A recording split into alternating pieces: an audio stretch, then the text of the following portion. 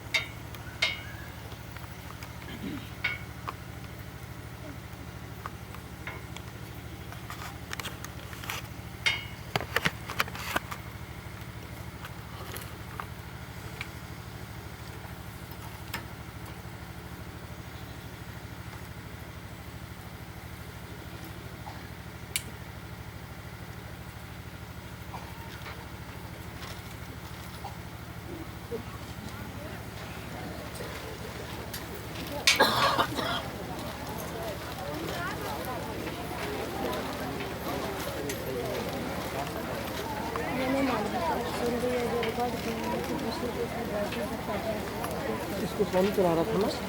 सोनू चला रहा था ना इसको। हाँ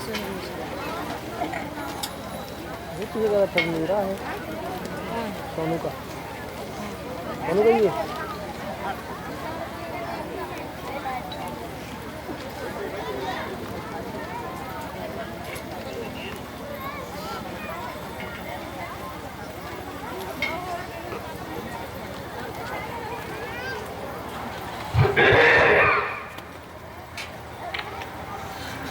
चलो चलो जल्दी करो, दौड़ के और सत्संग का समय हो गया। सब लोग सामने आके बैठो।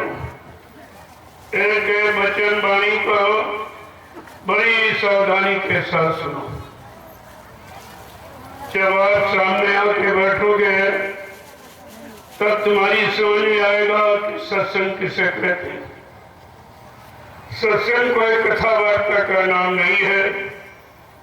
सत्संग कोई भाषण की प्रत्यय का काम नहीं है। सत्संग कोई मनोरंजन नहीं है।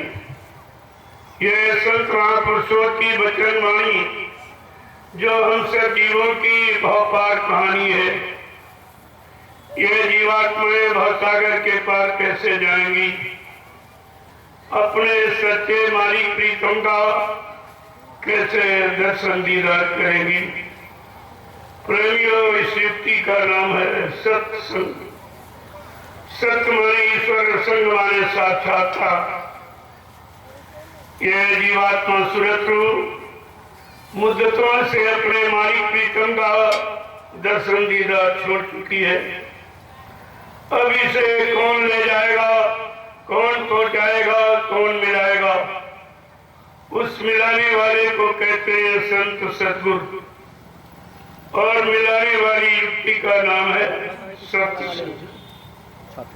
ये दोनों चीजें आपको समझ से मिली, लेकिन आपने उनकी कदर नहीं की। किसी पुण्य कर्म के कारण संत महापुरुषों के दर पे तो आप पहुंच गए, लेकिन आपने उनकी कदर नहीं की, उनको जाना माना पहचाना नहीं, और सब धोखा।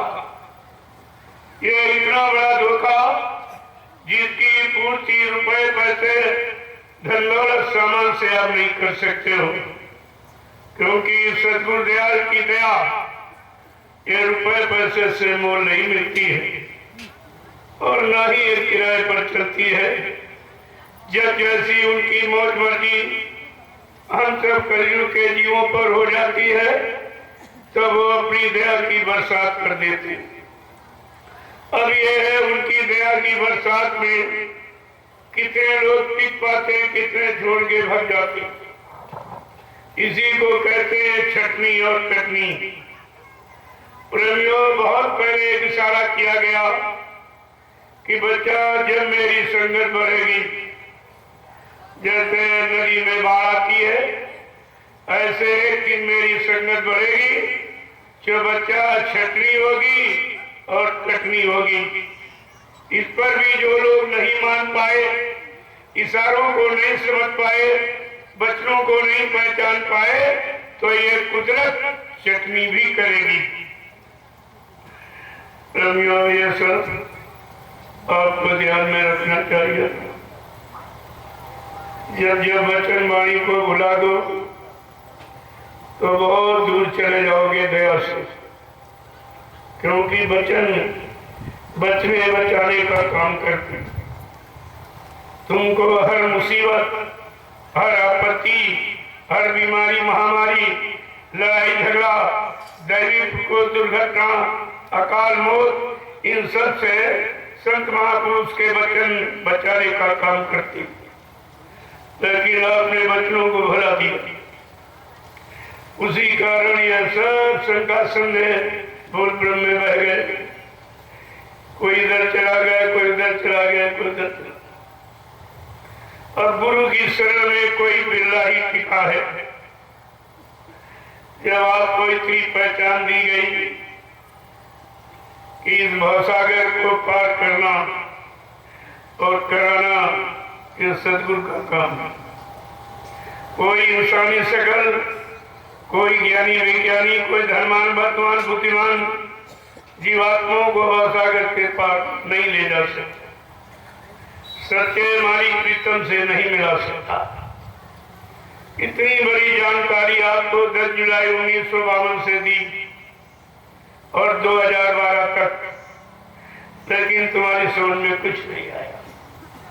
अगर गुरु का वचन ये भी तुम्हारे पास होता तो प्रेमियों, तुम शंका संदेह भूल भ्रम में नहीं रहते, क्योंकि गुरु बचाने के लिए आता है। गुरु का मतलब कोई दाढ़ी बाल से नहीं है, गुरु कोई लाल पीले कपड़े से संबंध नहीं है, गुरु कोई जात बिरादरी की बात नहीं करता, गुरु कोई जमीन जायदाद घेरने वाले का नाम नहीं, और गुरु कोई इमारत, मठ मंदिर, गिरजा गुरुद्वारा बनवाना गुरु का काम नहीं। गुरु इस मनुष्य मंदिर के लिए आता है, इस जिस्मानी मस्जिद में बैठी रूह को खुदा का दीदार कराने के लिए, इस मनुष्य मंदिर में बैठी जीवात्मा को परमात्मा से मिलाने के लिए आता है। उसका काम ईंट पत्थर के मकान से कुछ नहीं है। ये तो आपको एक तरह से समझाने बुझाने का रास्ता कि इस मनुष्य ईंट पत्थर के मकान में बैठा कर, इस मंदिर मस्जिद में बैठा कर आपको सच्ची जिस्मानी मस्जिद और सच्चे मनुष्य मंदिर की जानकारी दे दी जाए। परमात्मा को जिसने पाया वो इसी मनुष्य मंदिर में पाया। ईंट पत्थर के मंदिर मस्जिद गिरजाघर गुरुद्वारों में किसी ने परमात्मा खुदा गॉड और गुरु को नहीं पाया। जिसने पाया है इसी चेतन मनुष्य मंदिर में, क्योंकि गुरु चेतन है, जीवात्मा चेतन है। जीवात्मा चेतन देश सत्यलोक की रहने वाली है। जो सत्यलोक श्रद्धान से कोई सदगुरु आएगा, चेतन नाम को जगाएगा, वही चेतन नाम जीवात्माओं को पकड़ाएगा और पर जगाए चेतन नाम के जहाज पर बैठाल कर इन जीवात्माओं को इनके घर पहुंचाएगा। ये है सच्चा काम। आपको काम की बात करनी चाहिए, काम की बात सोचनी चाहिए, काम करने की युक्ति पूछनी चाहिए, और काम की युक्ति को यानी मतलब संभाल के रखकर और अपनी जीवात्मा को जगाने का काम इसी मनुष्य मंदिर में करना चाहिए था। लेकिन आपने कुछ नहीं किया। कराने वाला आया, उसको पहचाना नहीं। आप पहली बात, कोई आया नहीं, जो भी आया वो काल माया के बीच में रहा, राजपाट धन दौलत मान सम्मान सामान पाया, लेकिन भगवान को नहीं पाया। जब तक जीवात्मा को जगाने वाले चेतन संत महापुरुष नहीं मिलेंगे तब तक जीवात्मा का उद्धार कोई नहीं करा सकता। ये काम बड़ा कठिन है और जानकार मिल जाए तो बहुत सरल है, लेकिन जब जानकार मिल जाए उनसे जानकारी ले लो, उनकी युक्ति पर विश्वास कर लो और नाम की कमाई आत्मा के घाट पर बैठकर सुबह शाम एक एक घंटा कर लो, जीवात्मा जाग जाए, अपने घर चली जाए। फिर इसका ये रोना धोना इस मृत्यु लोक का सब खत्म हो जाएगा। आवागमन, जन्म मरण, काल माया की बनाई कर्मों की जाल की व्यवस्था, इन सब से जीवात्मा अलग होकर अपने घर चली जाएगी और परमात्मा का दर्शन करेगी। इसके पहले न किसी ने किया है और न करा सकता, क्योंकि कराने की युक्ति केवल संत सद्गुरु के पास है। जीवात्मा जगह परमात्मा से मिले, ये युक्ति न ऋषि मुनियों के पास, न ज्ञानियों के पास, न मार्तियों के पास, न ब्रह्मचारियों के पास, न अवतारी शक्तियों के पास, न ज्ञानी विज्ञानियों के पास। ये युक्ति है केवल संत सद्गुरु के पास, और सद्गुरु समय का एक ही आता। गुरबाणी बराबर याद करा रही है, सतगुरु है गुरु बहुत तेरे का। संसार में गुरु माने जानकारी देने वाला, ये बहुत आए। किसी ने शरीर की जानकारी, किसी ने पाप पुण्य कर्मों की जानकारी, शुभ अशुभ की जानकारी, माँ बहन बेटी बहू की जानकारी, राजपाट धन दौलत मान सम्मान कैसे मिलेगा उसकी जानकारी दी। लेकिन कलयुग में संत पधारे, उन्होंने जीवात्मा को जगाना, परमात्मा से मिलाने की युक्ति दी है। काल माया के किसी सामान भोगों में फंसने की युक्ति नहीं दी, और न स्वतः फंसते हैं न अपने प्रेमियों को फंसने देते। तुम कितना रोज चिल्लाओ, लेकिन तुमको उतना सामान देंगे। कहा है तुम्हें भूखा सोने नहीं देंगे, नंगा रहने नहीं देंगे, तुम्हारा सामाजिक पारिवारिक कोई कार्य रुकेगा नहीं, वो कैसे भी किस तरह पूरा कराया जाए, लेकिन बच्चा तुम भजन करते रहना। सिर्फ एक काम आपको दिया था कि तुम्हारी सारी मनोकामनाओं को पूरा कर देंगे, लेकिन बच्चा तुम भजन करते रहना। आपने वो भी नहीं किया, न सत्संग सुना, न किया, न सेवा किया, न भजन किया। कलयुग में तीन ही रास्ते हैं मन को बस में करने के लिए, कि सत्संग करो, सेवा करो और भजन करो। ना तुमने सत्संग किया क्योंकि तुम सत्संग सुनते हो। अरे सत्संग कानों का विषय नहीं है, सत्संग आत्मा का विषय है, करने का विषय है, जो इंद्रियों से परे है। लेकिन यहाँ तीन युगों से तुम्हें केवल कथनी ही सुनाई गई, कथा वार्ता सुनाई गई, बीते समय की जानकारी दी गई, जो अग्रणी अवतारी शक्तियां आई देश समाज सुधार के लिए, उन्होंने क्या किया और कैसे किया, कितनी कठिनाई परेशानी, कितने संघर्ष यातनाएं उठाकर धर्म की स्थापना की, दुष्टों का संहार किया और भक्तों की मदद किया। इतना एक काम अवतारी शक्ति का। लेकिन जीवात्मा जगह परमात्मा से मिले, ये काम किसी ने नहीं किया। इसी काम के लिए सद्गुरु दयाल आए और आपको बिना मांगे युक्ति दी, नामदान। क्या नामदान आपने मांगा था? नामदान आप जानते नहीं थे क्या है? नामदान किसे कहते हैं, किस काम के लिए होता, कौन सा काम करता, इस काम को करने से क्या मिलेगा, क्या लाभ मिलेगा, ये कुछ जानकारी आपको नहीं थी। इसने आपको सर्वप्रथम नामदानी दिया। नाम का दान अन्य युगों में गुरुमंत्र, मंत्र और दीक्षा कहते हैं, लेकिन कलयुग में सीधे नामदान। नाम का दान अन्य युगों में जो नाम महात्मा सुनाते थे तो दक्षिणा लेते थे, दान लेते थे, लेकिन आज सम्राट मालिक आया दान देने के लिए, लेने के लिए नहीं आया, देने के लिए आया। और आपको कल उसका परिचय दिया गया शोभा यात्रा के रूप में। कितने कुंटल प्रसाद बटा किसी के दिमाग में नहीं है। क्या हिंदुस्तान की धरती पर किसी ने यह काम किया है? कभी किसी ने प्रसाद आपको दिया है? किसी ने। यह काम किसी के बस का नहीं है। प्रसाद बनाया जाता है, बनाने वाला होना चाहिए। जिस प्रसाद में दया और दुआ शामिल कर देता है, वो प्रसाद तुम्हारे तमाम शारीरिक परेशानी, बीमारी, महामारी, कष्टों को दूर करता है और तुम्हें शारीरिक, सामाजिक, पारिवारिक सुख शांति देता है। ये तो आपको ध्यान में रखना चाहिए। कल आपको मैंने एक छोटा सा मिसाल, छोटा सा एक तरीका आपको दिखाया कि शाकाहारी सद्भावना मिलन शांति शोभा कलश यात्रा, ये नाम भी कभी न सुना होगा, नहीं कहीं पढ़ा होगा, क्योंकि ये काम करने कोई आया ही नहीं। जितने आए सब लेने के लिए आए।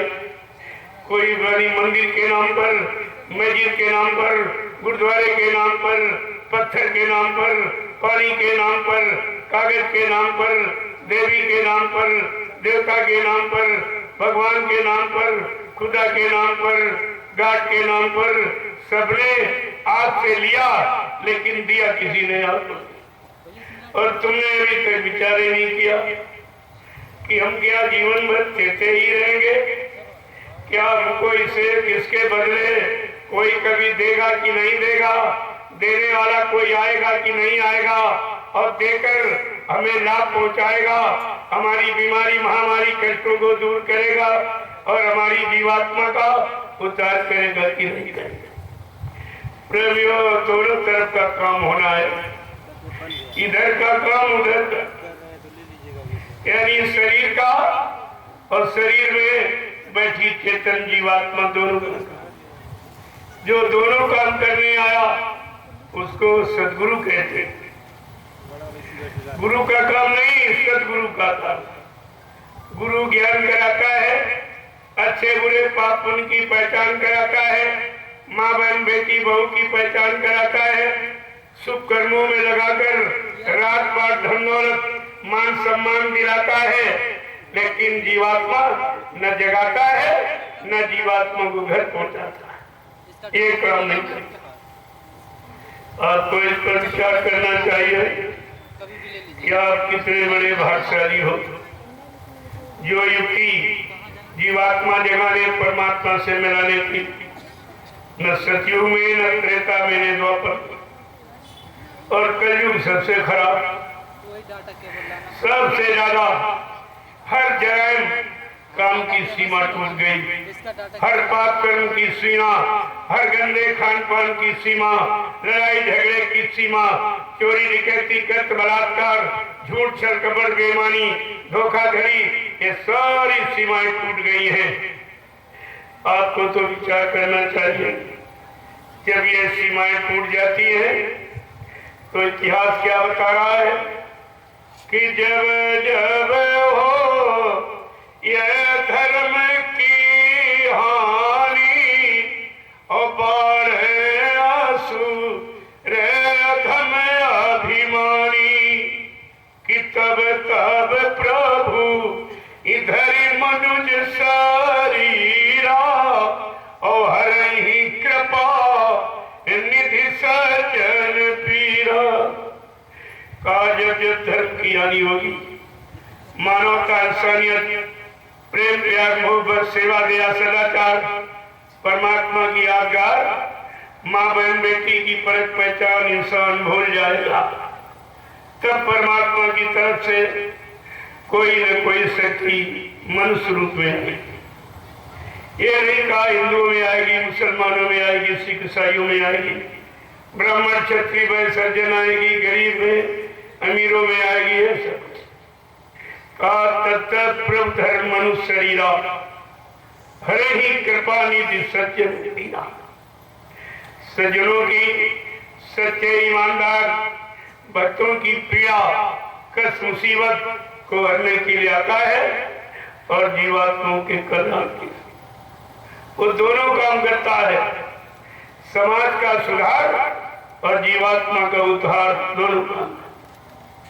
ऐसा समर्थ मालिक आपको समय से मिला, लेकिन आपने उनको पहचान नहीं पाया, न जाना न माना न पहचाना। आपने उनको अपना गुरु भी बनाया, लेकिन तो भी ये भी नहीं मालूम गुरु किस काम के लिए आता है, कौन सा काम करके जाता। जो काम करके जाएगा उसी गुरु का इतिहास लिखा जाएगा, उसी की गौरव गरिमा महिमा, उसी का गुणानुवाद किया जाएगा, उसी के लोग पूजा करते हैं। लेकिन जो काम नहीं करता उसकी कोई पूजा नहीं, कोई इतिहास उसका नहीं होता। इसलिए जब समृद्ध मानी से कलयुग के कमजोर गंदे पापी जीवों के लिए आया, उन्होंने अपना परिचय दिया, क्योंकि कभी ऐसा समृद्ध विलक्षण अद्वितीय महापुरुष धरती पर आया नहीं था। अगर आया होता तो इसकी इतिहास बना होता, उसकी जानकारी मिली होती। इसलिए बाबा जी को अपना परिचय देना पड़ा। क्यों? कोई भी इतिहास उठा लीजिए, प्रभु नाम का प्रचार इस धरती पर किसी ने कराया ही नहीं। ये मालिक की पहली पहचान कि प्रभु नाम का प्रचार इस मृत्यु मंडल पर कभी किसी ने कराया नहीं है। सतयुग का इतिहास बताता कि सतयुग में हरि नाम, त्रेता में राम नाम, द्वापर में कृष्ण नाम। लेकिन ये सब काल शक्तियां थी जो देश समाज सुधार के लिए आई थी, धर्म की स्थापना के लिए आई, दुष्टों के संहार के लिए आई थी। लेकिन कलयुग में संत पधारे, हम सब गंदे कमजोर पापी कुकर्मी जीवों के लिए, उनके पाप कर्मों में माफी दिलाने के लिए, उनकी जीवात्मा को जगाने के लिए, परमात्मा से मिलाने के लिए आए। और आपने ऐसे समृद्ध मालिक को पहचान ही नहीं पाया। तुम्हारे जब की इतनी पहचान इस धरती पर किसी ने अपनी दी नहीं है, न राम ने न कृष्ण ने। यानी मतलब किसी की इतनी बड़ी पहचान हिंदुस्तान में नहीं। बाबा जी ने हिंदुस्तान का कोई प्रांत, कोई जिला, तहसील, ब्लॉक, शहर, कस्बा, गली गांव पूछा छोड़ा नहीं है, जहाँ पर अपनी जानकारी घूम घूम कर दरवाजे दरवाजे आवाज लगाकर अपनी जानकारी दी कि मेरे बारे में मेरे प्रेमी कहीं भ्रमित न हो जाए, कहीं सबका संदेह भूल भ्रम न चले जाए, कोई स्वार्थी लोभी लालची अपने स्वार्थ लोभ लालच में इनको फंसाकर कहीं अध्यात्म से दूर न ले जाए। इसलिए बाबा जी ने अपनी सब जानकारी प्रेमियों प्रभु नाम का प्रचार इस धरती पर किसी ने कभी नहीं किया। गोस्वामी जी महाराज ने रामचरितमानस के उत्तरकांड में एक इशारा किया है। एक अनीय नामा अज सच्चिदानंद प्रभु धामा। वो एक ही अनामी धाम है, वहाँ एक अनामी महाप्रभु है। जब वो महाप्रभु स्वतः प्रभु नाम लेकर मृत्यु मंडल पर मानव शरीर में आएगा और जीवात्माओं के लिए प्रभु नाम का प्रचार कराएगा, जीवात्माओं को प्रभु नाम से जोड़ेगा और भवसागर में अब प्रभु नाम का बेड़ा लगाकर इन जीवात्माओं को इनके घर पहुंचाएगा। प्रेमियों, इतनी बड़ी हमदर्दी, इतना बड़ा आध्यात्मिक लाभ देने के लिए मृत्यु मंडल कोई नहीं आया है।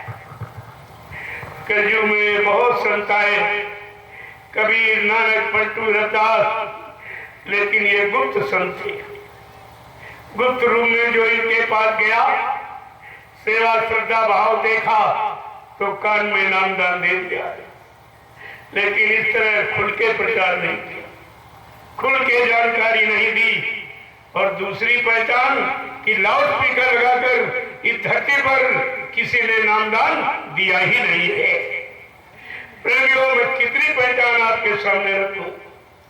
तुमको ये सब पहचान दी गई, बताई गई, सुनाई गई, समझाई गई और काम भी तुम्हारा किया गया, लेकिन फिर भी आपने पहचान नहीं पाया है। तुम्हारा कितना बड़ा दुर्भाग्य है, तुमने अपने जगते हुए भाग पर पत्थर गिरा दिया। कितना बड़ा नुकसान आपने किया है।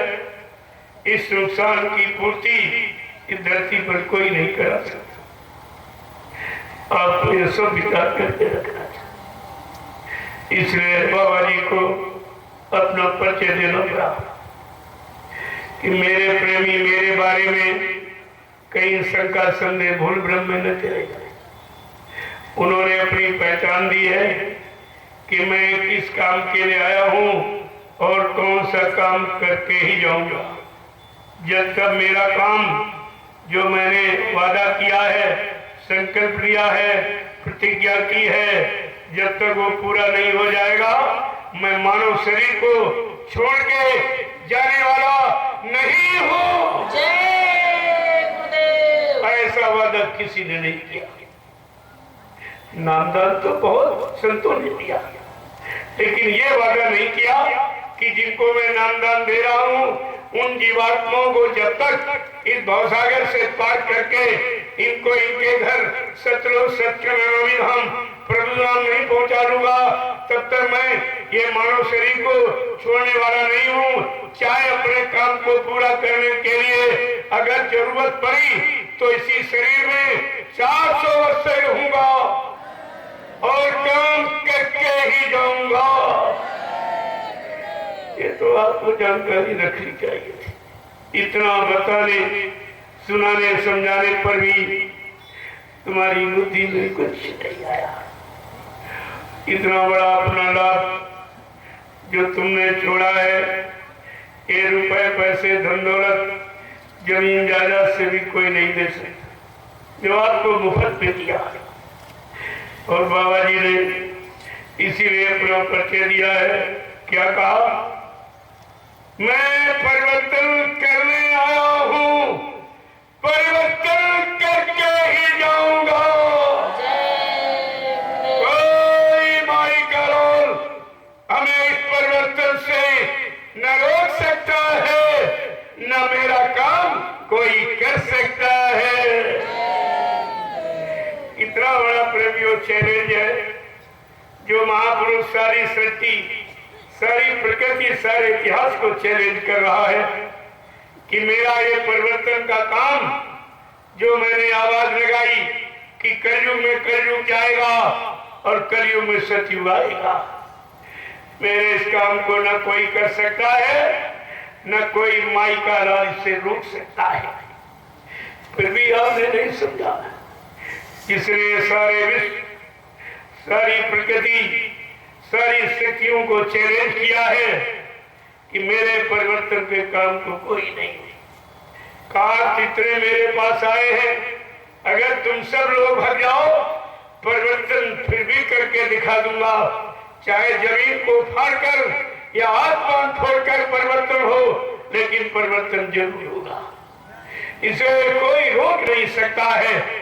उसकी तिथि, तारीख, महीना, दिन सब निश्चित है, लेकिन समय के पहले इसमें जानकारी दी जा रही। कोई व्यक्ति ये न कहे मुझे पहले बताया गया होता, मैं तैयारी कर लेता, मैं मजबूती कर लेता। इसलिए आपको समय के पहले 60 साल हो गए जानकारी देते। 10 जुलाई 1952 से 2012 60 साल ये मथुरा में आपने गंवा दिए और 8 वर्ष ये 18 मई के जो लीला हुई उस लीला के भी 8 वर्ष निकल गए। तुम्हारी समझ में अभी कुछ नहीं आया। ना 60 वर्ष मथुरा का समझ में आया, ना 8 वर्ष ये लीला का भी। 67 वर्ष आपके जीवन पे निकल गए। क्या मिला? अब कितना समय शेष रह गया है? कलयुग में 100 वर्ष की उम्र मिली है, वो भी अच्छा खान पान, अच्छे कर्म, और अच्छी संग सोबत करोगे तो। अगर गंदे खान पान, गंदी सोबत, गंदे कर्मों में चले गए तो 50 में खेल खत्म हो जाएगा। 100 वर्ष में किसी के 50, किसी के 60, किसी के 70 निकले। कितना समय बचा आपके पास इस शरीर में रहने का और भोगों में फंसने का, परिवार में उलझने का? तुम्हारा कितना समय रह गया है? अभी तुम विचार नहीं करते हो कि एक एक दिन तुम्हारे जीवन का कब हो रहा है। जिसको तुम दिन तारीख कहते हो, सुबह शाम कहते हो, ये एक एक दिन तुम्हारे जीवन का अमूल्य धन, ये सांसों की पूंजी है जो एक एक दिन आपका व्यर्थ में जा रहा। समझ में तुम्हारी कुछ नहीं आ रहा। कोई नौकरी में उलझा, कोई व्यापार में, कोई दुकान में, कोई खेती में, और कोई चोरी में, कोई डकैती में, कोई कत्ल बलात्कार, छल कपट बेईमानी, धोखाधड़ी, ये सब फंसकर अपने मानव जीवन का अमूल्य ये धन, सांसों की पूंजी, ये व्यर्थ में निकाल रहे हैं। और समझ में आपके कुछ नहीं आया। समझाने वाला आया तो उसकी वाणी नहीं। एक तो आप सच्ची अच्छी बात जानते नहीं, और कोई बताए तो मानते नहीं। उन जीवों का क्या होगा जिन्होंने समय की सच्ची अच्छी बात नहीं मानी? हिरण्यकश्यप ने नहीं मानी, मारा गया। विद्वान ब्राह्मण रावण ने नहीं मानी, मारा गया। जरासंध ने नहीं माना, मारा गया। राजा कंस ने नहीं माना, मारा गया। ये इतिहास इसीलिए आपके सामने रखे हैं। जो समय की सच्ची अच्छी नेक भली सरा को और बात को नहीं मानता है तो कुदरत माफ नहीं करती। ये कुदरत का कानून है। जब आप इंसानी कानून भूल जाते हो, जो मानवीय कानून बनाया गया कि अगर किसी को मारोगे तो मौत की सजा। तुमने कितने मुर्गे मारे, कितने बकरे काटे, कितनी मछली मारी, कितने अंडे फोड़े, कितने गर्भपात करके मासूम बच्चों की हत्या किया। उनमें भी जीवात्मा है कि आप कितने जन्मों तक अभी इस नरक में पड़े रहोगे। इन हत्या का बदला हत्या ही है। जो आप काया से जो कार्य हुई, बिन भोगे बचैनी कोई। इस इंद्रियों से शरीर पे जो भी अच्छा बुरा पाप शुभ अशुभ करोगे, उसका फल आपको 4 खान 84 लाख ये नरकों की योनियां हैं। कभी पशुओं में, कभी पक्षियों में, कभी कीड़े मकोड़े, कभी नाली में पड़े बदबूदार यानी कीड़ों के में तुम्हारी जीवात्मा को जब भेज दिया जाएगा, तब आपको पाप और बुरे कर्म का परिचय मिलेगा। दूसरे को मारना, सताना, काटना, लूटना, ठगना, धोखा देना, तुम समझते कोई देख ही नहीं रहा। अरे देखने वाला तुम्हारे अंदर ही बैठा। जो परमात्मा का अंश जीवात्मा, वो देखने वाली तो अंदर बैठी, वो सब देख रही है। सुबह शाम तक जो भी अच्छा बुरा आप करते हो वो सब नोट कर रही है। और यही तुम्हारे कर्मों की वही जब जीवात्मा मनुष्य को छोड़कर वहां धर्मराज के दरबार में पेश की जाएगी, ये कर्मों की वही खोल के पढ़ी जाएगी। इस तारीख, इस दिन में इसको मारा, काटा, सताया, धोखा दिया, यानी झूठ बोले, छल कपट किया, घूस से और रिश्वत लिया, यह सब तुम्हारा नोट हो रहा और तुम्हें कुछ नहीं मालूम। एकदम बेखौफ, तुम्हें कुछ पता ही नहीं है। अरे भाई ये नौकरी कर रहे तो 7 साल तक, इसके बाद कान पकड़ के सरकार निकाल बाहर कर देगी, जिसको कहते हो रिटायरमेंट। 60 साल के बाद फिर आप क्या करोगे, कहाँ जाओगे? तो आपको अपने पिछली करनी का एहसास होगा कि मैंने 60 साल में कितना अच्छा, कितना बुरा, कितना पाप, कितना गंदा खान पान। ये मनुष्य मंदिर है जिसमें परमात्मा की चेतन मूर्ति जीवात्मा बैठी है। उस चेतन जीवात्मा के मूर्ति के आगे आपने कितना मुर्गा मीट डाला, कितना बुद्धिनाशक नशा, शराब का प्रयोग और कितने गंदगी भोजन डाले आपने, ये जीवात्मा बेचारी तड़प रही है, इसको मेरे लिए भी होश नहीं रहा, मेरे बारे में नहीं जान रहा कि परमात्मा की चेतन मूर्ति जीवात्मा ये मनुष्य मंदिर में अंदर बैठी है, ये सब कुछ देख रही है, सब कुछ सुन रही है, और यही तुम्हारा कर्मों की वही वो दरबार में पेश करती जाएगी। फिर धर्मराज कहेगा, अरे मैंने तेरे लिए ज्ञानी विज्ञानियों को भेजा, ऋषि मुनियों को भेजा, अवतारी शक्तियों को भेजा, ब्राह्मण पंडित विद्वानों को भेजा, साधु संत महात्मा फकीरों को भेजा, तूने किसी की बात अच्छी नहीं मानी, किसी की बात सुनी नहीं, ना अच्छी सुनी ना अच्छी मानी, ना अच्छा किया, लिहाजा अब तुम्हारे लिए अच्छा कुछ नहीं है। और जमदूतों को आदेश देगा कि ले जाओ इसको, इतने साल नरकों में जलाओ, सड़ाओ, काटो, मारो। क्यों इसने कभी मुर्गे की टांग काट दी, गर्दन काट दी, कभी बकरे की गर्दन काट दी, कभी मछली को काट दिया, कभी अंडा को फोड़ दिया। कहा ये सब गलीज कर्म करके, मतलब यानी आई लिहाजा इसको उसी कर्म की सजा के भुगतान के लिए इन नरकों में भेज दो, और हजारों साल तक इसको काटो, मारो और चलाओ और सड़ाओ, तब इसको पता चलेगा कि बुरे खान पान और बुरे कर्म का परिणाम क्या होता है। ये सब तुम्हारी दुर्दशा उधर, तुम तो देख नहीं रहे। शरीर के लिए तुमने झूठ बोले, छल कपट, बेईमानी, घूस रिश्वत किया, धोखा दिया, और जवान के स्वाद के लिए तमाम जीवों की हत्या करके मुर्दा मांस खाकर और मनुष्य मंदिर को गंदा किया, जीवात्मा को तंग परेशान किया है।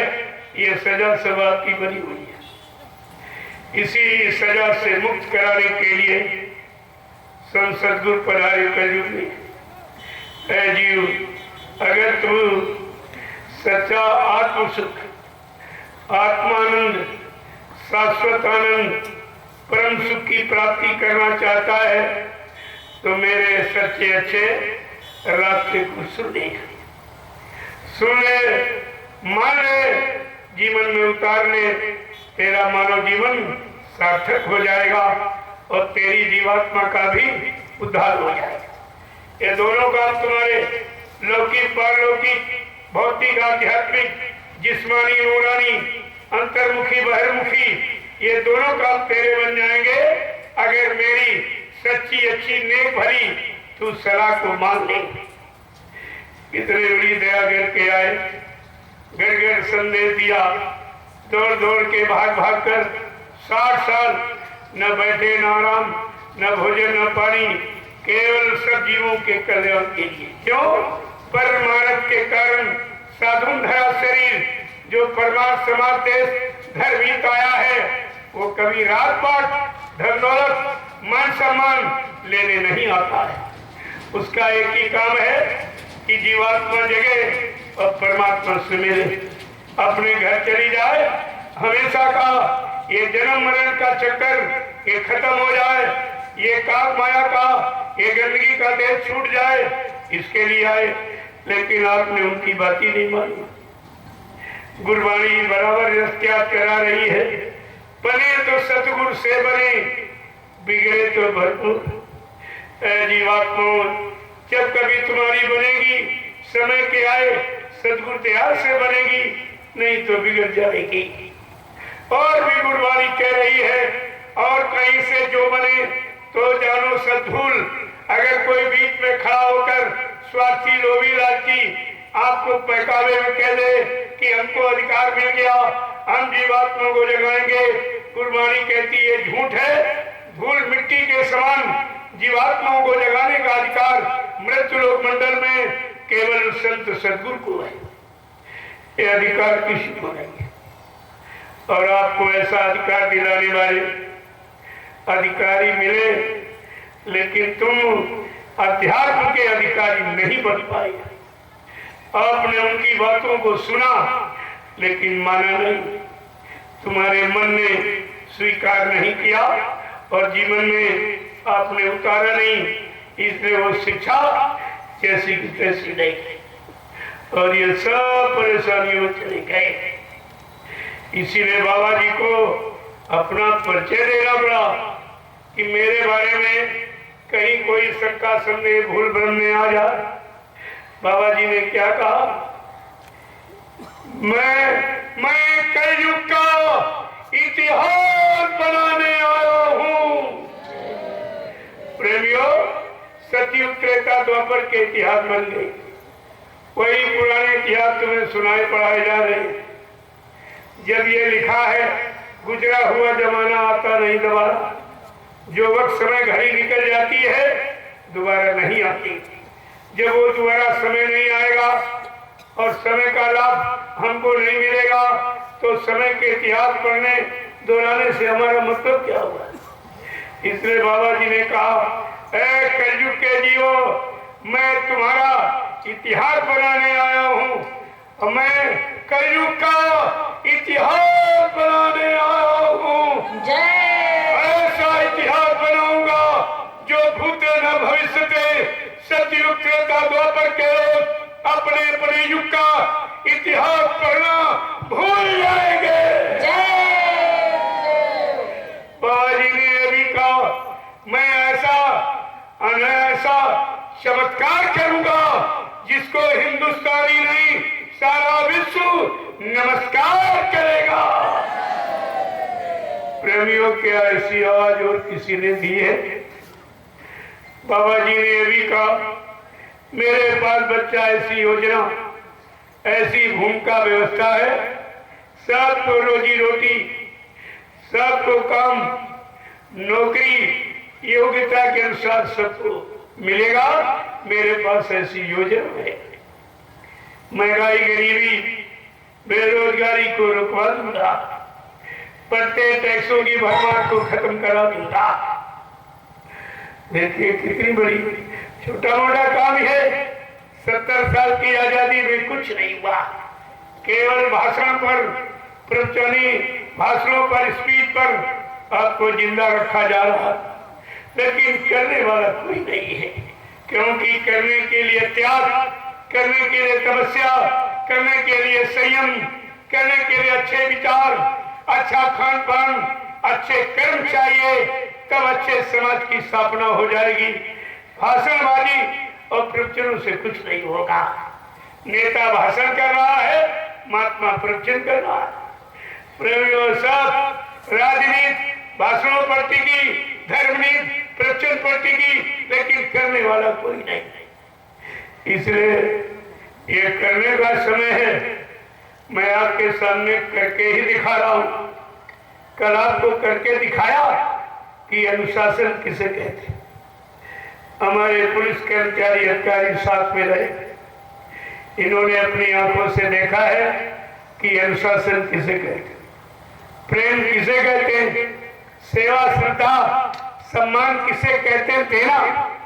जो मैंने सम्मान पुलिस कर्मचारी अधिकारियों को कल दिया, हिंदुस्तान में कोई नहीं।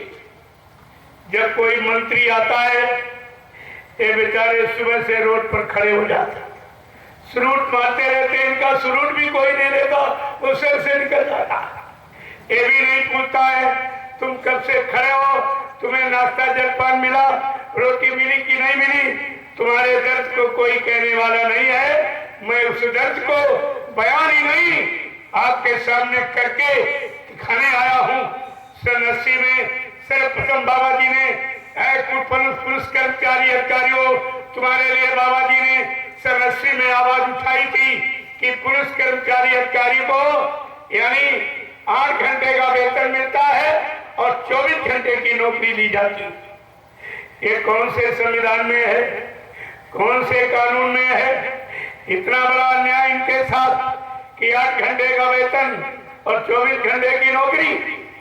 जब तक इस पुलिस कर्मचारी अधिकारियों को इनको उचित वेतन नहीं मिलेगा, समय से काम, अरे इंसान कितने घंटे काम कर सकता?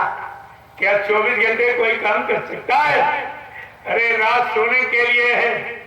कुदरत ने, भगवान ने तुम्हारे आराम के लिए रात बनाई है, लेकिन तुम्हारे लिए आराम हराम है। कहीं आराम नहीं। बेचारे कई विदेश में लोग रहते हैं कि त्योहार में अपने बाल बच्चों से मिलने के लिए आते हैं, लेकिन पुलिस कर्मचारी अधिकारियों को त्योहार में कोई छुट्टी नहीं होती और उसका कोई अतिरिक्त वेतन भी नहीं मिलता और सब खामोश, कोई कुछ कही नहीं रहा। अगर आप लोग मेरी आवाज के साथ जुड़ जाओ तो ये प्रजातंत्र है। मैं आपको ये शाम करके दिखा दूंगा। मैं भाषण देने नहीं आया हूँ, प्रवचन नहीं करता हूँ। जो मैं करने जा रहा हूँ उसकी भूमिका व्यवस्था आपको बताने आया हूँ। ये काम होने जा रहा है। अगर आप लोग सहयोग कर सकते तो कर लीजिए, तुम्हारा भी कलयुग के इतिहास में नाम हो जाएगा। मैं इसीलिए परमिशन लेता हूँ, क्योंकि पुलिस कर्मचारी अधिकारियों के पास समय नहीं, तो बेचारे सत्संग में कभी नहीं आ सकते। इस परमिशन के माध्यम से मैं आप सबको बुलाना चाहता हूँ और आपको समय की यानी भूमिका व्यवस्था बताना चाहता हूँ और आपका सम्मान करके सम्मानित करना चाहता हूँ। जो हिंदुस्तान में आपका सम्मान न कभी किसी ने किया और न कोई कर रहा और न कोई आगे कर सकेगा। मैं वो काम आपके सामने कर रहा हूँ। कल तो मैंने एक छोटा सा नमूना आपको दिया। आपने देखा कितने हजार लोग सड़कों पर एक लाइन में, पुलिस कर्मचारी अधिकारी साथ साथ। इनको कितनी खुशी हुई कि अगर इसी तरह का समाज तैयार हो जाए, अनुशासन में सेवा, श्रद्धा, दया का भाव आ जाए तो भी देश में स्थिति आ जाए। अरे इसी का नाम